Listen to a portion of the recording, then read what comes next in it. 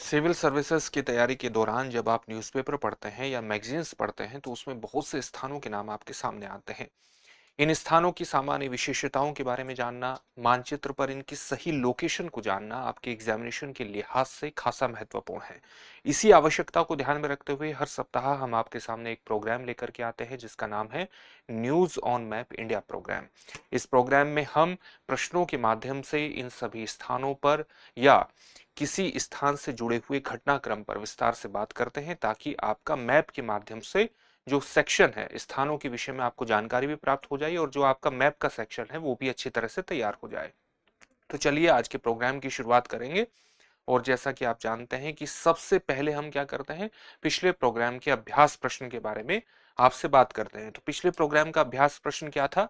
निम्नलिखित कथनों पर विचार कीजिए। यहाँ पर दो कथन आपके सामने प्रस्तुत किए गए हैं। पहला कथन है, ब्लॉक या अवरोधी पर्वतों का निर्माण तनाव या खिंचाव की शक्तियों के द्वारा होता है।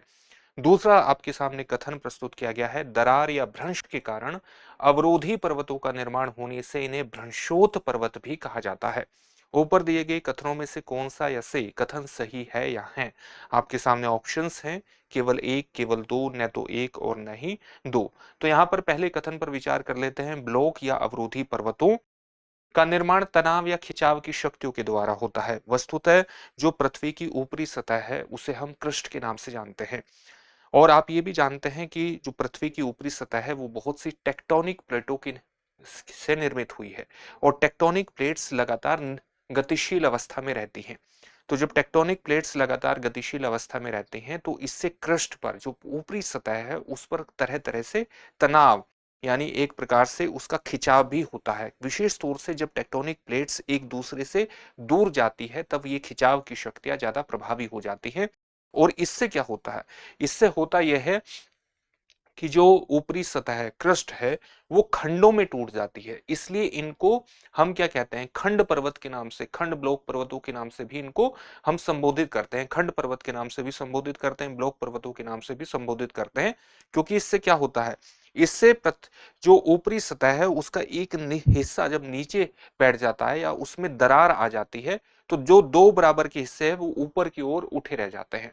इसको हम कहते हैं, जो ऊपरी हिस्सा उठा रह जाता है, जो ऊंचे वाला हिस्सा होता है उसको हम उच्च पर्वत के नाम से संबोधित करते हैं। और जो हिस्सा नीचे की तरफ धंस जाता है यानी एक तरह के भ्रंश का निर्माण हो जाता है, तो और जिससे घाटियों का निर्माण होता है। एक तो उच्च पर्वतों का निर्माण हो गया और जो हिस्सा नीचे की तरफ धंस गया जिससे भ्रंश बन गया उसको हम उसके माध्यम से घाटियों का निर्माण होता है। इसलिए इनको भ्रंशोत पर्वत भी कहा जाता है। और दूसरा कथन यही है कि दरार या भ्रंश के कारण अवरोधी पर्वतों का निर्माण होने से इन्हें भ्रंशोत पर्वत भी कहा जाता है।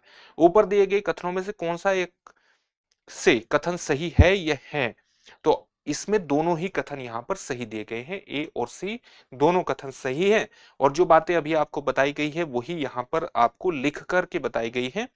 और इसके कई उदाहरण हैं। जैसे अगर भारत की बात करें तो भ्रंशोत पर्वत का उदाहरण या ब्लॉक पर्वत के उदाहरण कौन से हैं? जैसे विंध्य पर्वतमाला जो है या सतपुड़ा पर्वत श्रेणी जो है, ये ब्लॉक पर्वत के महत्वपूर्ण उदाहरण है।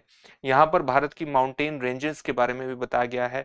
यहाँ हिमालय श्रेणी है, ये अरावली रेंज है, ये विंध्य है, ये सतपुड़ा है, और भी ये कैमूर रेंज है, आप देख सकते हैं।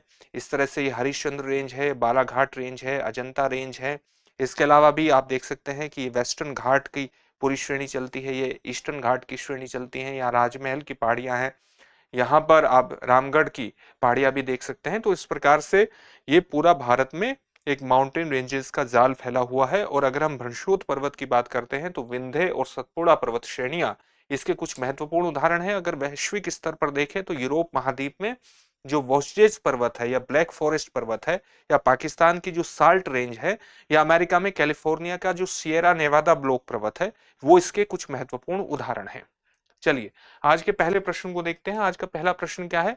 सुबनसिरी नदी के संदर्भ में निम्नलिखित कथनों पर विचार कीजिए।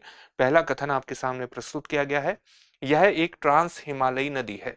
दूसरा कथन आपके सामने है, यह ब्रह्मपुत्र की बाई तटवर्ती सहायक नदी है। तीसरा कथन आपके सामने क्या है? यह असम, अरुणाचल प्रदेश और चीन के तिब्बत स्वायत्त क्षेत्र से होकर के बहती है। उपर्युक्त कथनों में से कौन सा या से सही है या है? आपके सामने ऑप्शंस हैं, केवल एक और तीन, केवल 2 और 3, केवल 1 और 2 और उपर्युक्त सभी। तो यहाँ पर आप देखेंगे कि जो सुबनसिरी नदी है ये वस्तुतः एक ट्रांस हिमालयी नदी है, हिमालय के क्षेत्रों को पार करने वाली नदी है, क्योंकि ये तिब्बत के स्वायत्त, जो चीन का स्वायत्त क्षेत्र है तिब्बत, वहां से फिर भारत में ये प्रवेश करती है और भारत के असम और अरुणाचल प्रदेश में ये बहती है। इस प्रकार से तीसरा कथन भी सही है। ये ब्रह्मपुत्र में बाईं ओर से, बाईं तटवर्ती सहायक नदी नहीं है बल्कि दाहिनी ओर से आकर के मिलती है, और एक मैप के माध्यम से आप इसे देख सकते हैं। 1 और 3 इसमें सही उत्तर हो जाएगा। जैसे अगर आप मैप के माध्यम से देखना चाहें तो ये ब्रह्मपुत्र है और ये असम का मैप है। ये असम के एक तरह से लखीमपुर जो क्षेत्र है वहां पर आकर के ये सुबनसिरी अरुणाचल प्रदेश से होती हुई इस प्रकार से मिल जाती है, ब्रह्मपुत्र है। और यहाँ सुबनसिरी इस प्रकार से तिब्बत के क्षेत्र में भी इसका, वस्तुतः इसका एक तिब्बत के क्षेत्र में भी इसकी उपस्थिति है, जो चीन का स्वायत्त क्षेत्र है। तो इसके बारे में अगर आपको सामान्य बातें जाननी है, ये 3 कथन तो यहाँ पर आपको स्पष्ट कर ही दिए गए हैं। पूरा टॉपिक चर्चा में क्यों आया है? चर्चा में इसलिए आया है क्योंकि जो केंद्रीय पर्यावरण, वन और जलवायु परिवर्तन मंत्रालय है, उसका एक विशेषज्ञ पैनल ने चीन की सीमा के निकट ताकसिंग में सुबनसिरी नदी पर प्रस्तावित 2220 मेगावाट ओजू जल विद्युत परियोजना के लिए पर्यावरणीय मंजूरी प्रदान करती है। और इस पर्यावरणीय मंजूरी को प्रदान करने के अंतर्गत ही ये पूरा टॉपिक चर्चा में आ जाता है, जो सुबनसिरी नदी से जुड़ा हुआ है। असम के लखीमपुर जिले में ब्रह्मपुत्र नदी में मिल जाती है। और जब हम सुबनसिरी नदी की सहायक नदियों के बारे में बात करते हैं तो इसकी कुछ प्रमुख सहायक नदियां कौन कौन सी हैं? लारो, नी, यूमे, तसारी, कमला, जियाधोल, रंगा नदी और डी क्रोंग इसकी कुछ महत्वपूर्ण सहायक नदियों के बारे में बात हुई। चलिए अगला प्रश्न देखते हैं। अगला हमारा प्रश्न क्या है? बैरन द्वीप के संदर्भ में निम्नलिखित कथनों पर विचार कीजिए। यहाँ पर 2 कथन आपके सामने प्रस्तुत किए गए हैं। पहला कथन क्या है? यह अंडमान सागर में स्थित एक ज्वालामुखी द्वीप है। दूसरा कथन आपके सामने प्रस्तुत किया गया है, यह भारतीय उपमहाद्वीप का एकमात्र निष्क्रिय ज्वालामुखी है। उपर्युक्त कथनों में से कौन सा या सही है या है? आपके सामने ऑप्शंस है, केवल 1, केवल 2, 1 और 2 दोनों, न तो 1 और न ही 2। जब हम ये बात करते हैं कि बैरन द्वीप अंडमान सागर में स्थित एक ज्वालामुखी द्वीप है, तो ये बिल्कुल सही है, लेकिन ये निष्क्रिय नहीं है बल्कि ये सक्रिय ज्वालामुखी है और भारत का एकमात्र सक्रिय ज्वालामुखी के रूप में जाना जाता है बैरन द्वीप। और कहां पर है? अंडमान सागर में है। इसकी अवस्थिति अगर आप देखना चाहें तो यहां पर है। आप देख सकते हैं कि ये पूरा अंडमान द्वीप समूह का ऊपर से लेकर के नीचे तक पूरा एरिया फैला हुआ है। ये अंडमान द्वीप की अवस्थिति है और यहाँ पर इसकी स्थिति है, जिसको हम बैरन द्वीप के नाम से जानते हैं। तो ये सामान्य तथ्य जो आपको अभी बताए गए हैं वो तो यहीं पर है, यानी ये एक सक्रिय ज्वालामुखी है न कि निष्क्रिय ज्वालामुखी। तो दोनों स्टेटमेंट के बारे में बात हो चुकी है। हाल ही में अंडमान और निकोबार द्वीप समूह का जो बैरन द्वीप है यह 8 दिनों में 2 बार सक्रिय हुआ है। 2 बार यहाँ पर मामूली ज्वालामुखी विस्फोट देखे गए हैं। एक प्रकार सक्रिय तो यह है ही, लेकिन यहाँ पर 8 दिनों में 2 बार ज्वालामुखी विस्फोट देखे गए हैं। सक्रिय तो ये सामान्यतः इसको सक्रिय ज्वालामुखी ही माना जाता है, एक्टिव वोल्केनो है ये। बैरन द्वीप एक स्ट्रेटो ज्वालामुखी है। स्ट्रेटो ज्वालामुखी ये किस प्रकार के ज्वालामुखी होते हैं? जिसमें कई परतें होती हैं। तो ये परतदार ज्वालामुखी है।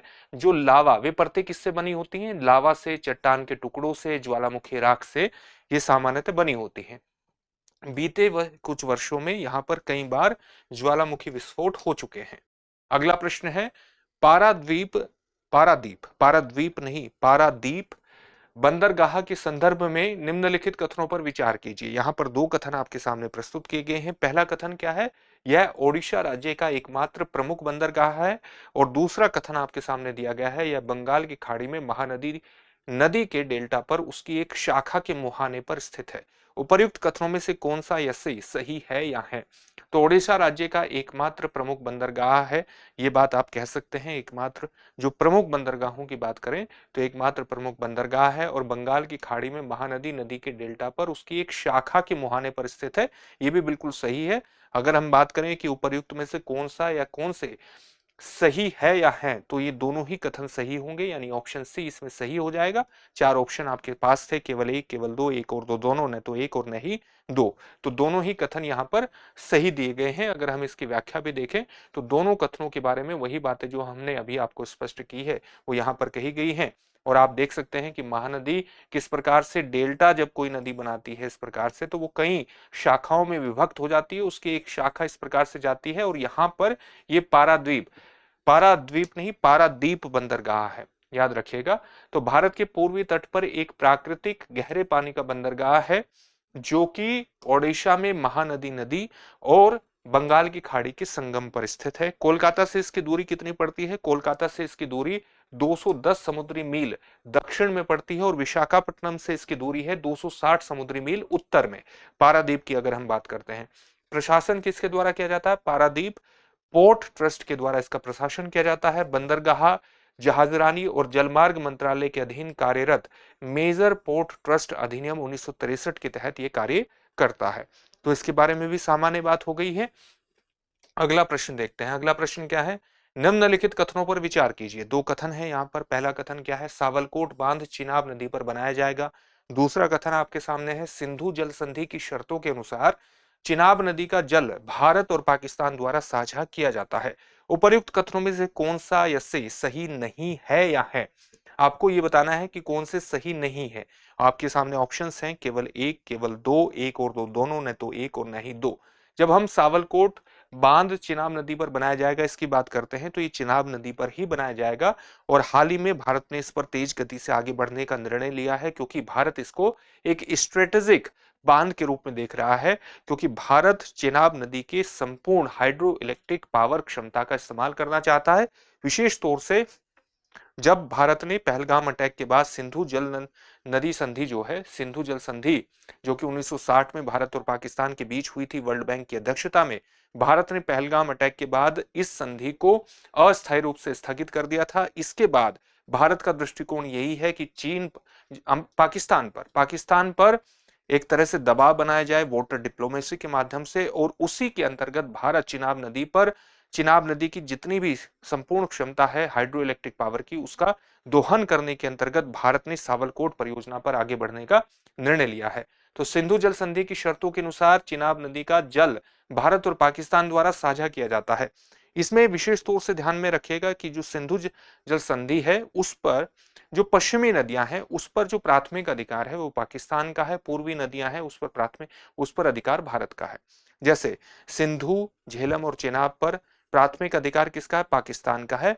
लेकिन भारत इन नदियों के पानी का इस्तेमाल कर सकता है कृषि सिंचाई के अंतर्गत या कुछ छोटी मोटी बिजली परियोजनाओं के अंतर्गत, run of the river project के अंतर्गत।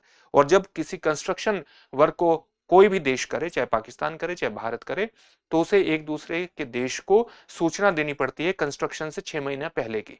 जबकि रावी, व्यास और सतलुज पर संपूर्ण अधिकार किसका है? सिंधु जल समझौते के अनुसार भारत का है। तो यहां पर आप कह सकते हैं एक सामान्य स्टेटमेंट के रूप में कि चिनाब नदी का जल भारत और पाकिस्तान द्वारा साझा किया जाता है सिंधु जल संधि की शर्तों के अनुसार।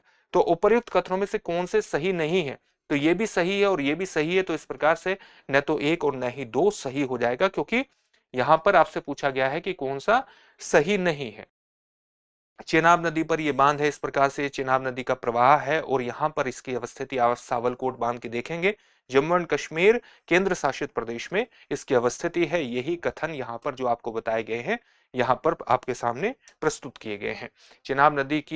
चिनाब नदी जो है वो सिंधु नदी की एक सहायक नदी है। इसका उद्गम हिमाचल प्रदेश के लाहौल और स्पीति जिलों में दो धाराओं चंद्रा और भागा के संगम से एक प्रकार से होता है और ऊपरी भाग में से चंद्रभागा के नाम से ही जाना जाता है, क्योंकि ये चंद्रा और भागा के संगम से ही बनती है और इसका उद्गम लाहौल और स्पीति में होता है।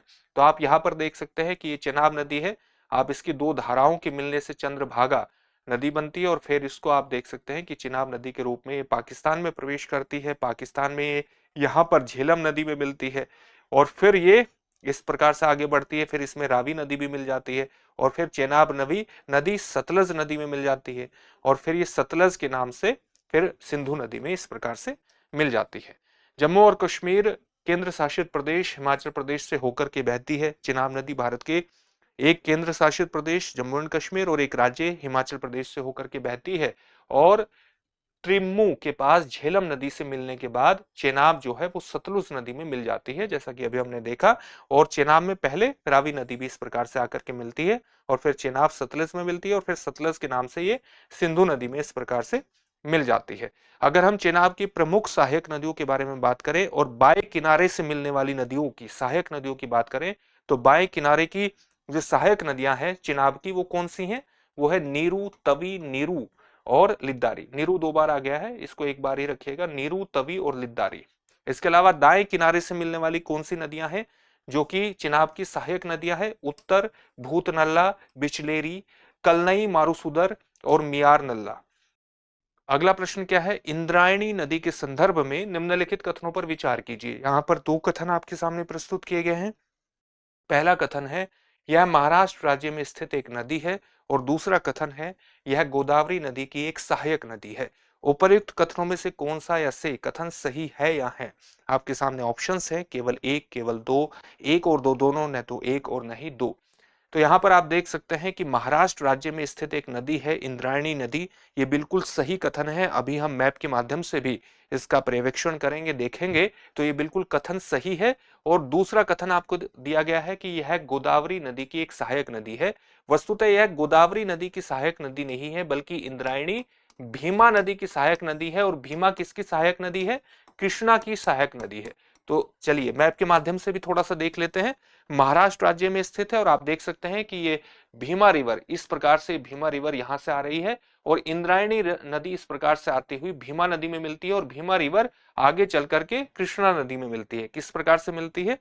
यहाँ एक, जैसे ये कृष्णा नदी है, आप देख सकते हैं कृष्णा नदी बंगाल की खाड़ी में गिरती है, और यहां से इस प्रकार से भीमा नदी आती है, और भीमा नदी की ही जो सहायक नदी है वो कौन सी नदी है? इंद्रायणी नदी है।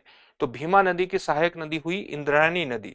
तो इस प्रकार से जो दूसरा कथन है ये गलत है, गोदावरी नदी वहां पर लिखा गया है।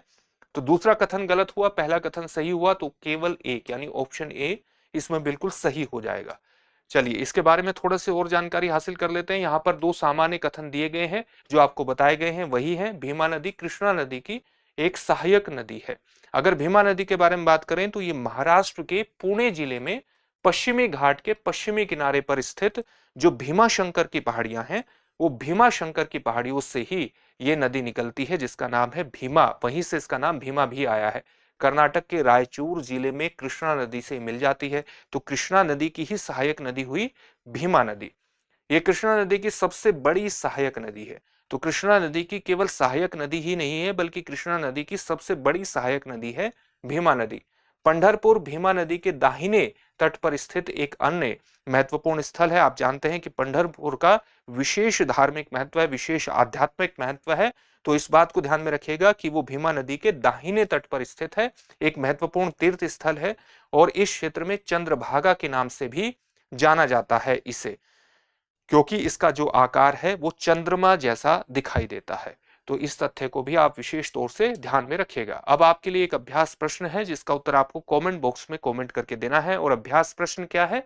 निम्नलिखित कथनों पर विचार कीजिए। पहला कथन है खासी लोग उत्तर पूर्वी भारत के मेघालय में रहने वाला एक स्वदेशी जातीय समूह है। जो खासी लोग हैं वो उत्तर पूर्वी भारत के मेघालय में रहने वाले एक स्वदेशी जातीय समूह है। और दूसरा कथन आपके सामने दिया गया है, ये मेघालय की सबसे बड़ी जनजाति है। ऊपर दिए गए कथनों में से कौन सा या से कथन सही है या है? आपके सामने ऑप्शंस हैं, केवल एक, केवल दो, एक और दो दोनों, न तो एक और न ही दो। इस प्रश्न का उत्तर आप हमें कमेंट बॉक्स में कमेंट करके जरूर दीजिए। फिर से एक नए सेशन में आपसे मुलाकात होगी। धन्यवाद। अब एग्जाम की तैयारी को और बेहतर करने के लिए हमारे चैनल को लाइक, शेयर और सब्सक्राइब करना ना भूलें।